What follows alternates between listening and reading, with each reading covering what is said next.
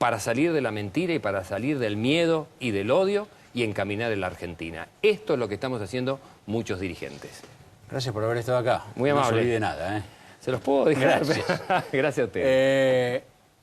Mientras vamos a encontrarnos con Alberto Fernández y después con Sergio Berenstein para hablar de la década kirchnerista, recordemos aquel 25 de mayo, la jura del gabinete. Éramos tan jóvenes. 2 minutos dura.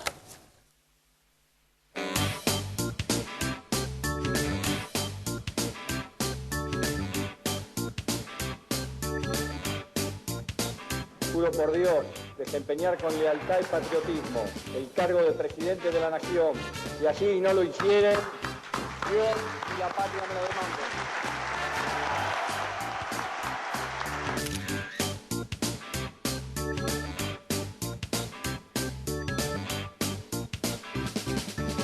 Juro por Dios desempeñar el cargo de vicepresidente de la Nación. Si así no lo hiciera, que Dios y la Nación me lo demanden.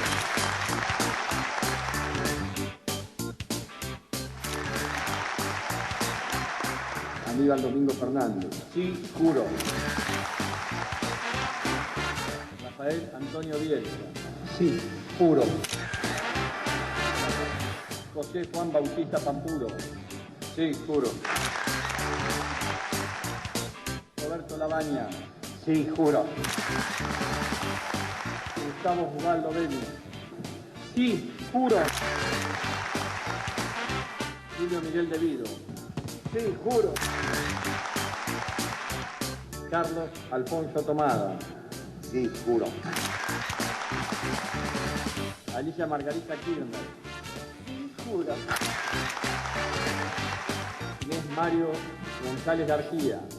Sí, juro. Daniel Fernando Filmus. Sí, juro. Oscar Isidro José Parrilli. Sí, juro. Carlos Alberto Zanini. Sí, juro. ¡Viva la patria!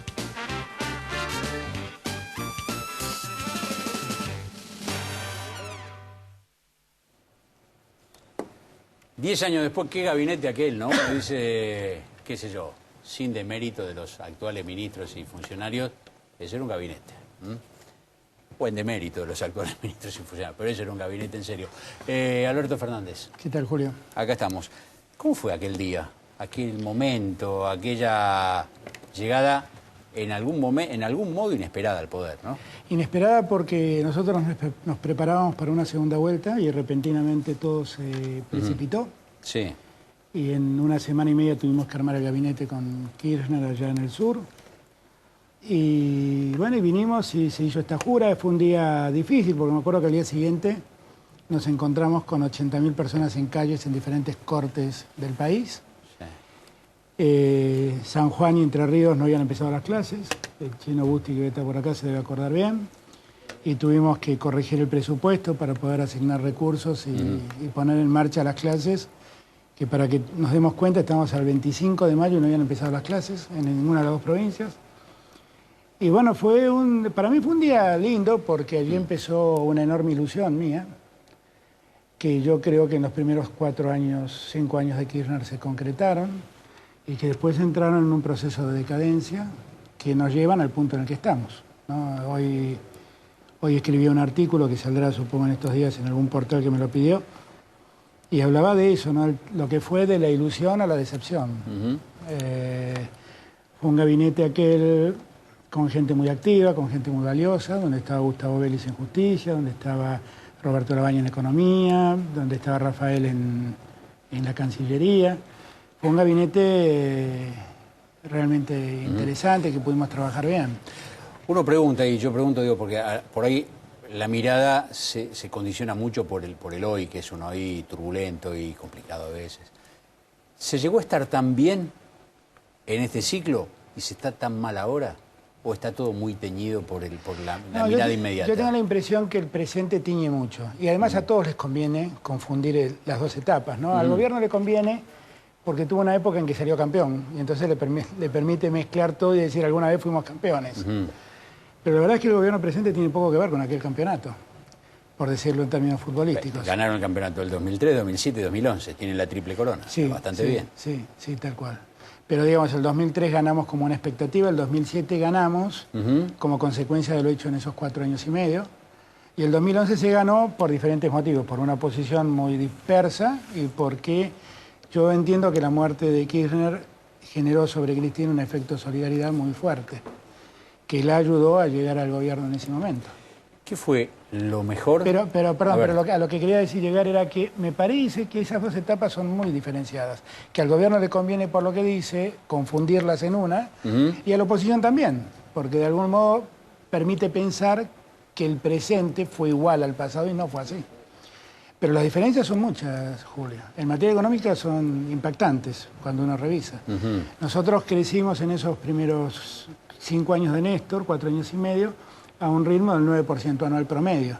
Y la Argentina con Cristina creció a un ritmo del 5% y tuvo caídas del Producto Bruto muy significativas, como la del 2009 y la del 2012. Nosotros gobernamos con un superávit fiscal promedio de 3 puntos y Cristina tiene un déficit fiscal actualmente de 3 puntos. Nosotros crecimos 5 veces las reservas y Cristina perdió el 20% de reservas. Nosotros tuvimos inversión permanentemente en los 5 años iniciales y Cristina desde el año 2008 entró en un proceso de caída de la inversión externa directa muy fuerte. Ahora, nosotros creamos aquella Corte Suprema de la que tanto nos vanagloriamos y Cristina maltrata a esta Corte Suprema y manda el proyecto de ley de Consejo de la Magistratura que realmente termina sometiendo a toda la justicia argentina. Hago esta pregunta. Usted dice, hicimos con Kirchner y Cristina deshizo. Parece una especie de un ciclo de Penélope. Se teje de día, se teje en los primeros 5 años, se desteje en los 5 años que siguen. Esto es, visto así o escuchado así, uno puede decir, bueno, esto es porque entonces aquel gobierno era bueno y este gobierno era malo. Y no hay circunstancias externas, no hay el mundo se nos viene encima, como dice la presidenta. Bueno, no, es que el mundo no se nos viene encima. El mundo nos da muchas oportunidades que nosotros no aprovechamos. Por eso es muy significativo ver cómo nuestros países cercanos aprovechan las oportunidades y les va mucho mejor que a nosotros. Ahora, yo no me gusta parecer que la gente vaya a sentir que el tiempo en el que estuvimos fue mejor que este. Lo que yo siento hoy en día es un gran descalabro en el manejo de las cosas. Vamos a un ejemplo inmediato. El mayor problema que tiene la economía argentina es la inflación. Y la solución de la inflación, la presidenta se la confía a los chicos de la cámpora. Bueno, no tan chicos de la cámpora, no tan chicos, manejan mucho resorte del Estado. Sí, bueno, pero finalmente no son ellos los que tienen que resolver el problema inflacionario. ¿Y quién es? El problema inflacionario ni siquiera es un problema. La presidenta percibe que tirando la cantidad de dinero que ha puesto ayer en el mercado en favor de los planes sociales, va a haber lo que siempre ocurre, un aumento de la demanda, una retracción de la oferta y un incremento de los precios. Entonces, ¿cómo lo resuelve? Lo resuelve mandando a los chicos de la cámpora, a los militantes de la cámpora, a controlar a los comercios. Pero, presidenta, dígale a Moreno que deje de arreglar con los supermercados, que es donde hay un problema. Y además hable con Mercedes Marcó del Pont, porque el problema es que usted no tiene en cuenta la cantidad de dinero que ha emitido y que no ha tenido respaldo, y eso ha sido una causa generadora de inflación enorme. ¿Por qué no manda a la gente de la cámpora a controlar el Banco Central? ¿Y cómo emite el Banco Central? Por ahí se lo cuentan, por ahí no. Pero lo que digo es que finalmente el mayor problema que tiene la economía argentina, la presidenta lo resuelve mandando brigadas de chicos a controlar precios. Lo que también deja en evidencia la falencia de su discurso. ¿En qué sentido? Ella termina demostrando que en verdad no está en condiciones el Estado argentino ni siquiera de controlar precios. Ni siquiera de eso. Tiene que recurrir a la militancia para que lo haga. Ahora, hasta acá el discurso de lo que hablaba era un Estado fortalecido, capaz de arbitrar en situaciones como esta. Bueno, parece que no es así. Está muy en el tapete Fernández desde hace 6 semanas, las denuncias que se han hecho en el programa de Jorge Lanata y otro, el tema de los bolsos con dinero. El caso de Láscar y Fariña se refiere a 2010, 2011, pero hay denuncias que vienen y apuntan hacia la época en que usted estaba en el gobierno. Si estas cosas pasaron cuando usted estaba en el gobierno. ¿Usted se enteró? ¿No se enteró? ¿Había que mirar para otro lado? No. Yo quiero ser absolutamente franco y lo he dicho más de una vez, Julio. Primero, esas cosas ocurrieron básicamente en Santa Cruz. Estamos hablando de licitaciones ocurridas en Santa Cruz y estamos hablando de dinero que aparentemente ocurrió en Santa Cruz. Y yo, las veces que yo tuve conocimiento de hechos de esta naturaleza en el gobierno, las denuncié. Y yo tuve que pedirle la denuncia a Uberti, yo tuve que pedirle la denuncia a los 3 funcionarios vinculados al caso Escanca y hasta yo tuve que pedirle la renuncia a Felisa Micheli. Y la verdad es que yo hubiera sabido que esto podría llegar a haber ocurrido, lo hubiera denunciado. Honestamente yo no lo supe. Y yo creo que ninguno de los miembros del gobierno objetivamente lo sabían. En segundo lugar, hay algunas cosas que me llaman la atención, que circulen bolsos de dinero en la Casa de Gobierno. La gente no tiene en cuenta que la Casa de Gobierno tiene más de 500 empleados trabajando permanentemente ahí. Y la gente no tiene en cuenta que la Casa de Gobierno está toda filmada. Si alguien se animó a semejante cosa, créamelo, el nivel de osadía ha sido tremenda, tremenda. Y yo francamente no vi nada parecido a eso. Algo de esto dijo la secretaria o la exsecretaria de Kirchner. Claro, que pero... no estaba en su despacho, pero podía haber sido en el de al lado. Digo, me acuerdo más o menos. Yo la realidad es que, bueno, también es una hectárea la Casa de Gobierno, es muy grande, puede haber ocurrido en algún lado, pero lo que digo que en todos lados hay cámaras de seguridad. Y hay un dato también que me parece no menor. La seguridad de la Casa de Gobierno está en manos de la Casa Militar, no está en manos de una seguridad privada o de la Policía Federal, está en manos de la Casa Militar.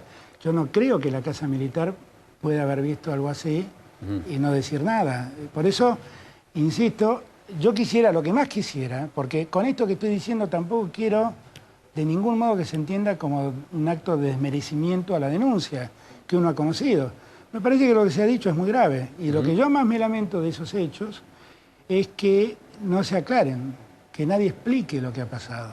Eso sí lo lamento. No soy yo quien tiene que explicarlo. De hecho, nadie me menciona y no me menciona porque no tengo nada que ver en eso. Pero sí me encantaría que alguien lo explique y que alguien diga por qué esto es falso, si llegara a ser falso. Y si así no fuera, yo quisiera que la justicia caiga con todo rigor, Julio, porque la verdad cuando nosotros llegamos en el 2003, llegamos para terminar con estas cosas.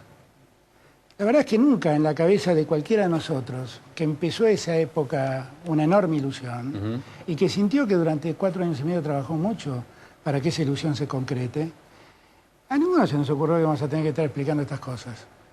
Francamente, porque esto para nosotros lo tiene que explicar el menemismo, no nosotros. Bueno, y para nosotros... Empieza a haber alguno y sí, bueno, por grado eso de asimilación a un ciclo y otro que son bastante notables, ¿no? Lo digo explícitamente porque me preocupa esa asimilación. Como también me preocupa la frivolidad que en algún momento Cristina inauguró con Vudú de vicepresidente. Porque nosotros veníamos a terminar con una etapa de frivolidad de la política argentina. Y lo que siento es que bueno, con Vudú, la presidenta, tan contenta que estaba con su guitarra, su rock, y la verdad es que no tuvo en cuenta lo que Vudú terminó representando en la política argentina. Entonces, por eso yo decía que el artículo que había escrito hoy se llamaba así, de la ilusión a la decepción, porque nosotros tuvimos una enorme ilusión, y la verdad trabajamos con mucha ilusión, y yo creo que en los 4 años y medio que Kirchner fue presidente, los resultados de la Argentina fueron muy otros, muy distintos, y hay que tratar de desapasionarse para poder objetivamente ver que la situación era muy distinta. A mí, por ejemplo, en el caso de los medios, Julio, cuando Kirchner fue presidente no tenía ni Tiempo Argentino, ni El Argentino, Spolsky no tenía CN23, Cristóbal López no se había metido en los medios, Víctor Hugo era hasta opositor. Todo cambió con Cristina. Todo esto que estoy diciendo nació con Cristina. En el Canal 7, que dirigía Rosario Lufrano, el que dependía de mí, no existía 678. No existía. Y en verdad, los noticieros de Canal 7 accedían toda la oposición. Esta es la realidad. Ahora, claro, los últimos 10 minutos fueron tan tremendos que pareciera ser que tiñen los 10 años, pero no fue así. Cristina, inclusive, que yo el otro día lo recordaba, para ver la mutación en Cristina. Cristina, cuando asumió, despenalizó las calumnias e injurias de los periodistas.